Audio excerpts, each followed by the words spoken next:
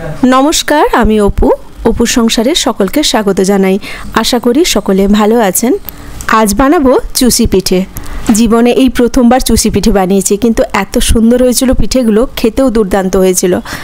অনেকে অনেক রকম ভাবে চুষি পিঠে বানান, তবে আমি যেভাবে বানিয়েছি সেটাই সকলের সাথে শেয়ার করব। তো চলুন একবার রেসিপিটা দেখে নিই।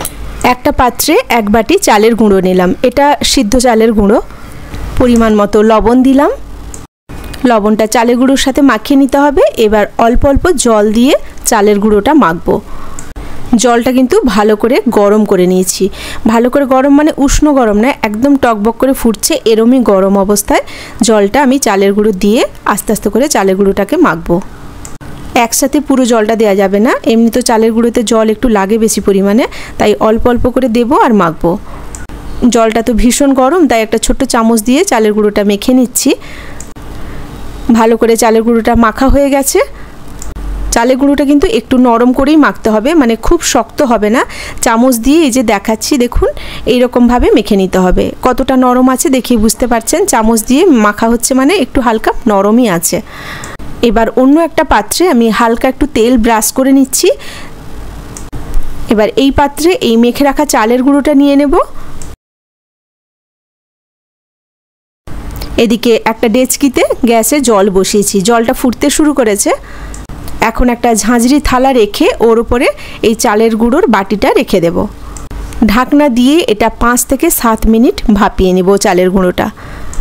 5-7 মিনিট পরে ঢাকনা খুললাম। চালের গুঁড়োটা এখন একদম গরম আছে। চালের গুঁড়োটাকে একটু ঠান্ডা করে নিয়েছি, তবে হালকা কিন্তু গরম আছে। এই অবস্থায় হাতের মধ্যে একটু তেল বা ঘি লাগিয়ে চালটা ভালো করে মেখে নেব। চালের গুঁড়োটা মাখার আগে হাতে একটু তেল লাগিয়ে নিলে আর সেভাবে মাখতে কষ্ট হবে না, বা হাতে চ্যাটচ্যাট ভাবটা সেভাবে আসবে না। দেখুন খুব সুন্দর করে মাখা হয়ে গেছে চালের গুঁড়োটা, একটা সফট ডো তৈরি হয়ে গেছে। খুব সুন্দর করে মেখে নিয়েছি। এবার এখান থেকে ছোট ছোট করে লেচি কেটে নেব। সত্যি কথা বলতে কি, আমি নিজে কখনো সেইভাবে পিঠে বানাইনি। মা, মাসি, ঠাকুমা এদের হাতে পিঠে খেয়েই বড় হয়েছি, কিন্তু এই চুষি পিঠে বানাতে গিয়ে যা অভিজ্ঞতা হলো সেটা পরে বলছি। ছোট্ট ছোট লেচি কেটে প্রথমে হাত দিয়ে এইভাবে লম্বা দড়ির মতো বানিয়ে নিতে হবে। এরপর ছুরি দিয়ে ছোট্ট ছোট্ট করে কেটে নিতে হবে।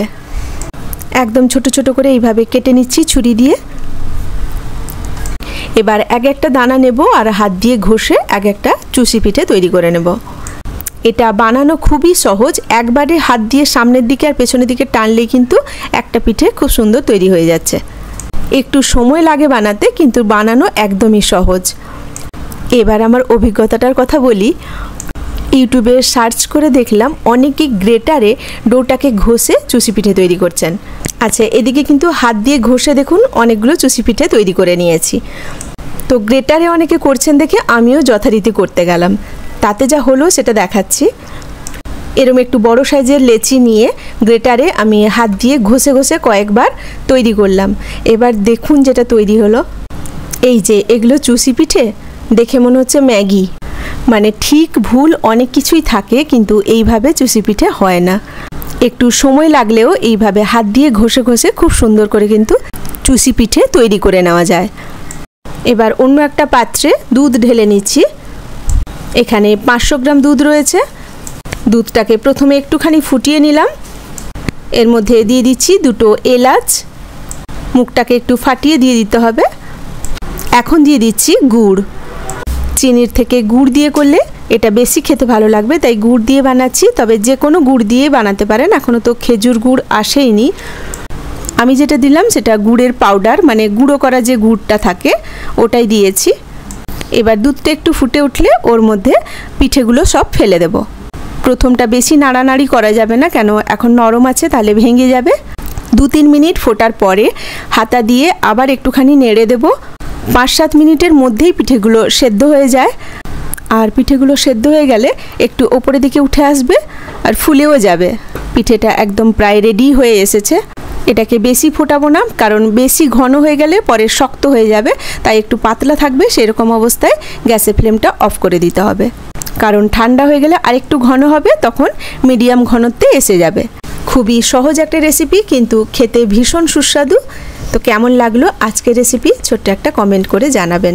আর যদি ভালো লেগে থাকে তাহলে রিকোয়েস্ট রইল একটা লাইক দিয়ে দেবেন। সকলে ভালো থাকবেন, সুস্থ থাকবেন। কথা হবে আবার পরে ভিডিওতে নতুন কোনো রেসিপি নিয়ে। আজ এখানেই রাখি। নমস্কার।